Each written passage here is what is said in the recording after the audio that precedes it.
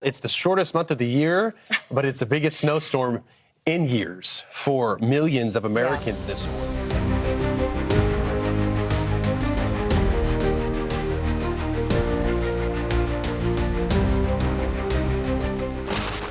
Pagi itu, kota yang biasanya tidak pernah tidur justru tidak bergerak sama sekali. Times Square kosong, Broadway gelap, jalan Manhattan yang setiap detik dipenuhi klakson berubah jadi hamparan putih tanpa kendaraan. Bahkan ada orang yang berjalan di tengah jalan raya, bukan karena ditutup polisi, tapi karena memang tidak ada mobil yang bisa lewat. Di ujung Long Island, seorang reporter Fox Weather mencoba siaran langsung. Angin menerpa dari samping, salju berterbangan horizontal. Dalam beberapa detik, tubuhnya hampir tidak terlihat di kamera. Bukan kabut, tapi white out. Kondisi di mana mata manusia nyaris tidak bisa melihat beberapa meter ke depan. Bandara JFK, LaGuardia, Newark berhenti. Ribuan penerbangan dibatalkan. Transportasi lumpuh. Kota finansial dunia mendadak sunyi. Dan beberapa jam kemudian pemerintah kota mengambil keputusan yang jarang terjadi dalam sejarah New York. Wali kota Zohran Mamdani mengumumkan status darurat dan mengeluarkan larangan perjalanan di seluruh kota. We are declaring a state of emergency and instituting a travel ban. The state of emergency closes the streets, highways, and bridges of New York City for all traffic. Stay inside, stay prepared, and stay safe. Pertanyaannya sekarang bukan lagi seberapa tebal saljunya, tapi kenapa sampai kota sebesar New York harus dikunci?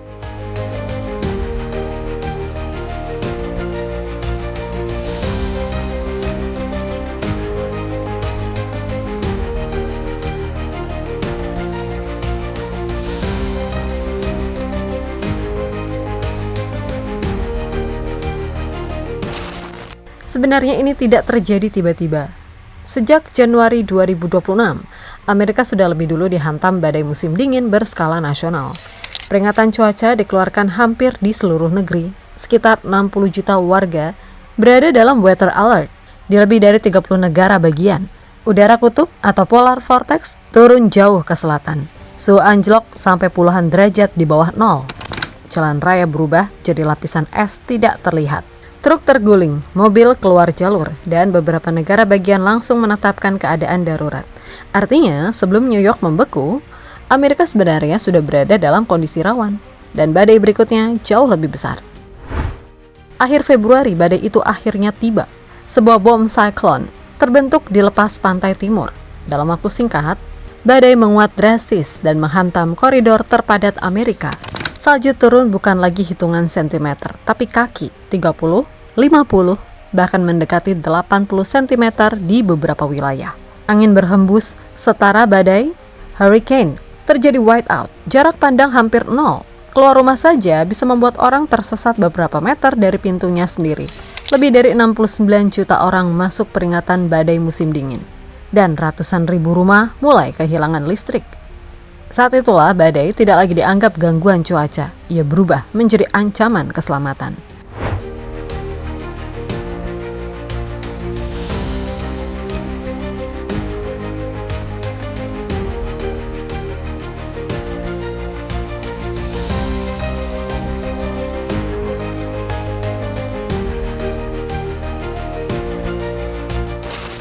Ketika badai mencapai puncaknya, dampaknya langsung terasa di pusat dunia, New York. Bandara JFK, LaGuardia, dan Newark menghentikan operasi.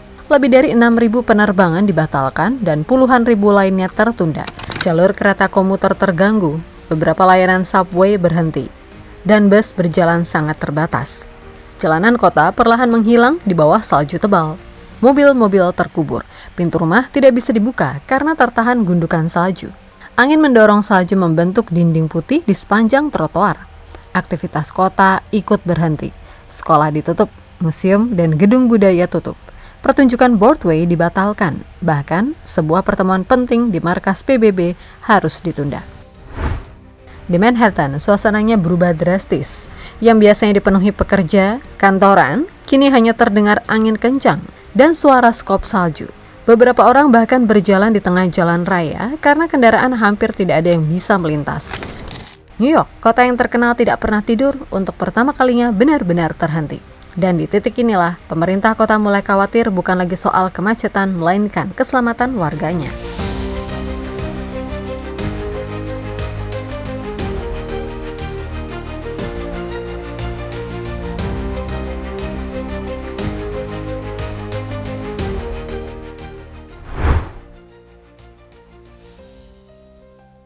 Melihat kondisi kota yang semakin berbahaya, pemerintah New York akhirnya mengambil langkah yang jarang dilakukan. Wali kota Zohran Mamdani mengumumkan state of emergency di seluruh kota. Tidak lama kemudian, keputusan yang lebih drastis keluar. Pemerintah kota memberlakukan travel ban. Larangan bepergian di seluruh wilayah New York berlaku untuk jalan kota, jalan tol, hingga jembatan penghubung antar borough. We are declaring a state of emergency and instituting a travel ban. The state of emergency closes the streets, highways, and bridges of New York City for all traffic. Stay inside, stay prepared, and stay safe. Ya, mulai malam hari, warga diminta tidak keluar rumah sama sekali, kecuali keadaan darurat. Hanya petugas medis, penyelamat, utilitas listrik, dan layanan penting yang diizinkan bergerak. Sekolah diliburkan penuh, aktivitas kantor dihentikan. Warga diminta tetap berada di dalam rumah. Enjoy their snow day today and stay warm and safe throughout. But I do have some tough news to share. School will be in person tomorrow. You can still pelt me with snowballs when you see. Ia bahkan meminta warga tidak memesan makanan keluar selama badai berlangsung demi menghindari kurir harus menembus kondisi berbahaya. Mamdani juga mengajak warga saling membantu.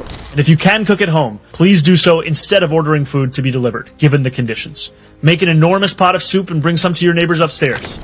Pemerintah kota juga memprioritaskan keselamatan kelompok paling rentan. Untuk sementara tidak ada penertiban atau pembongkaran tenda tunawisma selama badai, dan shelter dibuka untuk tunawisma.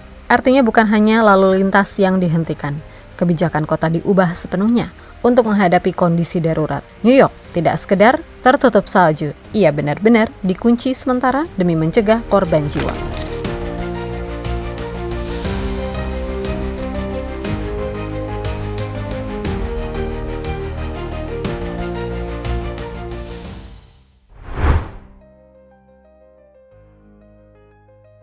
Larangan berpergian ini bukan keputusan berlebihan. Masalah utamanya bukan sekedar jalan tertutup salju, tapi white out. Dalam kondisi ini, jarak pandang bisa turun hanya beberapa meter. Pengemudi bisa kehilangan arah, menabrak kendaraan lain, atau bahkan berhenti di tengah jalan tanpa sadar. Begitu satu mobil terjebak, jalan langsung tersumbat, dan jika ambulans atau pemadam kebakaran tidak bisa lewat, keadaan darurat kecil bisa berubah jadi tragedi. Ditambah lagi suhu yang sangat rendah, membuat resiko hipotermia meningkat. Ketika listrik padam dan pemanas rumah mati, beberapa jam saja sudah berbahaya, terutama bagi lansia dan anak-anak.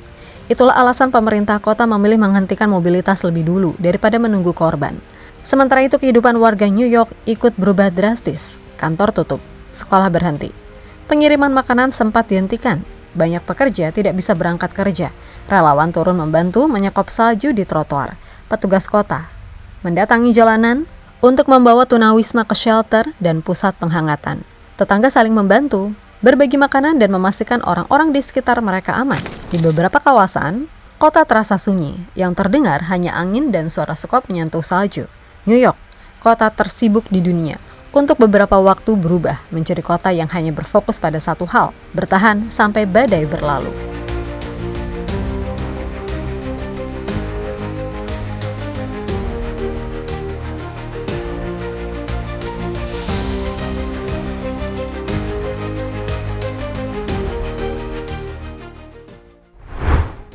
Jika dilihat sekilas, ini mungkin hanya tampak seperti badai musim dingin biasa. Namun, para meteorolog menyebutnya berbeda. Blizzard yang menghantam wilayah timur laut Amerika dinilai sebagai badai musim dingin terparah dalam hampir 1 dekade terakhir. Salju turun hingga puluhan sentimeter, bahkan mendekati 1 meter di beberapa daerah. Angin berkecepatan setara badai hurricane menciptakan whiteout berbahaya. Listrik padam di ratusan ribu rumah. Penerbangan berhenti dan aktivitas kota besar ikut lumpuh. New York menjadi gambaran paling jelas. Kota pusat finansial dunia dengan infrastruktur modern dan sistem darurat canggih tetap harus menghentikan mobilitas warganya sendiri demi keselamatan. Artinya yang terjadi bukan sekedar gangguan cuaca sesaat. Cuaca ekstrim mulai mempengaruhi kehidupan modern, transportasi global, pekerjaan hingga keamanan kota. Travel ban yang diberlakukan wali kota Zohran Mamdani bukan cerita politik, melainkan respon kemanusiaan darurat terhadap situasi yang berpotensi memakan korban. Badai ini meninggalkan satu kenyataan, bahkan kota sebesar dan tersibuk di dunia pun bisa berhenti ketika alam mengambil alih.